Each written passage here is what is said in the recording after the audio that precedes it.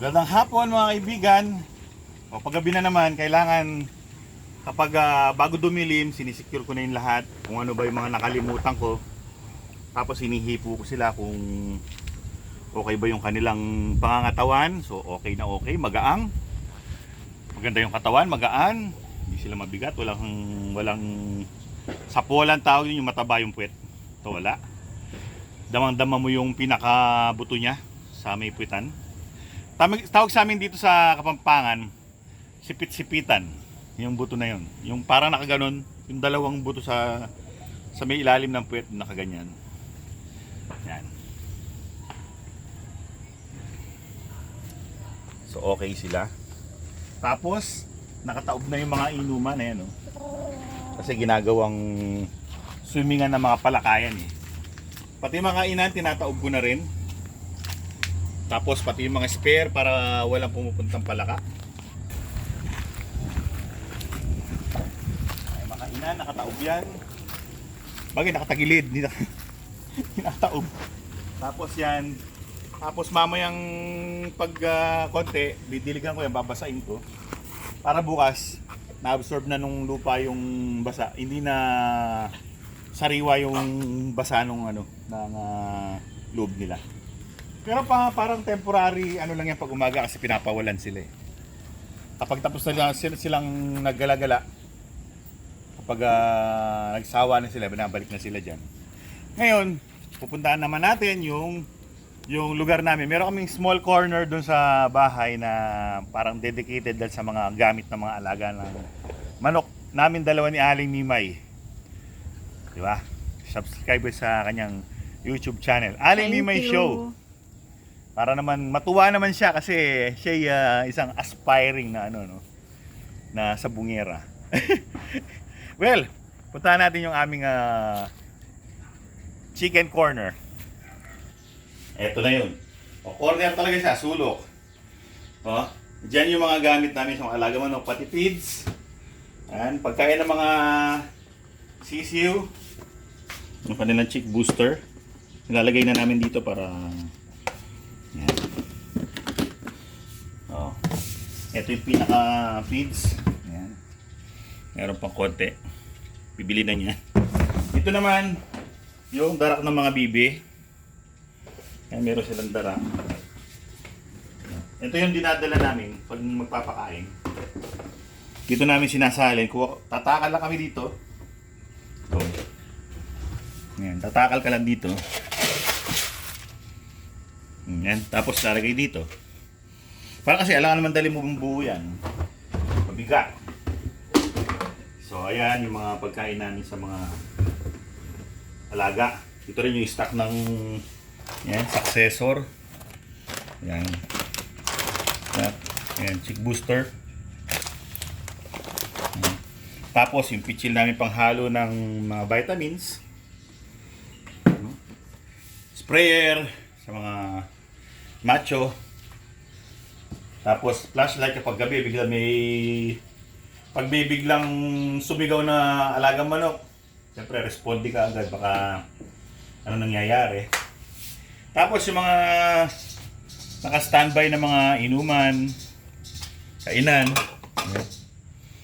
Yan, meron kaming stainless dun sa sa pinaka holding stall namin, stainless yung mga kainan dun. Ay, stainless aluminum. Tapos ito, napanununan ni Aling Mimay sa Expo. Sa Roleta? Yata. Roleta. Yan, ito yung mga DIY namin na ketchup na plastic bottle na ginawang kainan. Marunong na si Aling Mimay gumawa niyan. Inuman. Yan. Dito sila umiinom. Hindi pwede yung gumawa ng kainan dito kasi masyadong maliit yung bunganga. Pang-inuman lang talaga siya. Kapag umiinom ang manok kasi hindi naman yan binibigla eh. Hindi katulad ng pag tumutuka sila, mabilis. Siya dahan-dahan uminom. Tapos dito sa ilalim, ayan ito yung aming mga dami eggs saka yung egg tray kapag kami nagpapa-incubate. Tapos may spare kami na pugad. Case na kailangan ng pugad, may naka-standby na. So, mga spare na mga tali pag mayroong kailangan palitan na tali. Pero nire-repair ko pa yung dulo niya kasi ano lang yan, no, yung pinapasok na tapos papasuin. Ginagawa ko, sinisinsay ko ng medyo mahaba ng konti. Para medyo matibay lang. Tapos marami dito mga spare lubid. Yan. Tapos nandito rin yung aming medyo marami kasi ito eh. Yan. Yung aming gloves. Ito. Yan, mga gloves namin. Mga spare, marami yan. Marami ano dyan. Spare, ito yung gloves. Sparring gloves. Yan. Yan. Tapos, mga extension cords. Tsaka mga ilaw na kailangan. Heater, ilaw, extension cords. Tapos dito, yung mga vitamins nila, Progen-C, Egg 1000, tsaka mga antibiotics, pampurga, disinfectant. Tapos, yung shampoo ng manok.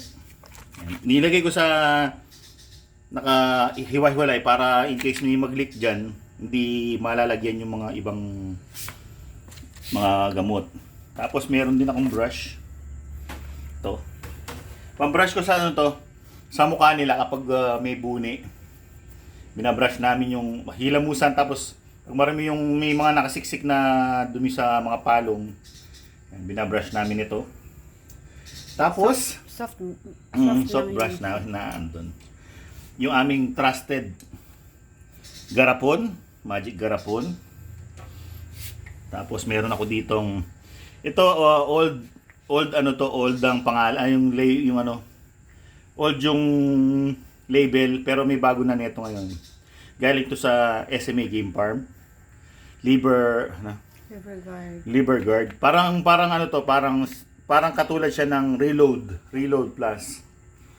Tapos yung spare na takalan ng aming pagkain na napaka-reliable. Galing to sa Thunderbird. Pag bumili ka ng isang sakong Enertone, meron ka libreng ganyan. Napaka-precise nito. Isang ganito, isang kain ng sa alaga. Tapos pansukat namin kapag nagkukondisyon ng alaga, meron niyang mga, ayan. May mga, nakikita ba dyan? Hindi. Mga number. Oh, wait lang. Oh, ayan. Yan. 75 ml. Oh, pag nagkukondisyon, siyempre, sinusukat mo na yung kinakain. Tapos dito, ito yung panghalo. Pag kaming naghahalo ng vitamins. Yan. Tapos yung aming pinaka-medicine first aid kit. Yan, may bulak, may syringe, cotton buds. Yan. Tapos yung red coat, may betadine din kami. Mertilet. Yung pampungos na gunting, dalawang klase, isang curve, isang hindi. Yan, syringe. Tapos yung chani, meron kaming gunting na maliit, mas maliit. Yan.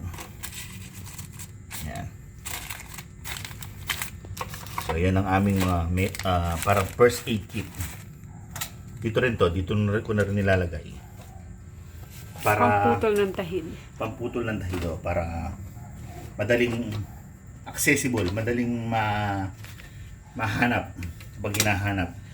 Kasi kapag minsan naghahanap ka, hindi mo alam kung saan, di ba? Nasa kaya pampungos kong gunting, hindi mo alam kung saan nailagay o asa na kaya yung mga sparring globes, hindi mo alam, yung mga spare na tali. So nilalagay lang namin sa isang parte ng bahay na tabilan ng pinto para madali mo sila makuha kapag meron kang kailangan na kunin. Di ba? So, wala, konti na lang yung aming pagkain. Bibili na kami nito. Yan, mga stocks. First come, first serve, siyempre. Ito tayo tama yun. First in, first out. Para ano, no?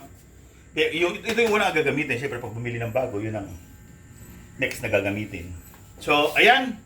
Ang aming mini lugar para sa mga alaga, para hindi nakahalo sa ibang mga gamit. So, yun lang. Gusto namin na para hindi mahirap ang pag-aalaga ng manok, ino-organize namin hanggat paano yung kaya namin i-organize. So, mga kaibigan, hanggang sa susunod na episode. Maraming salamat sa inyong panunood. Paalam! Paalam! So, magliligpit na ako, kinalat ko kasi. Oh. Naku po.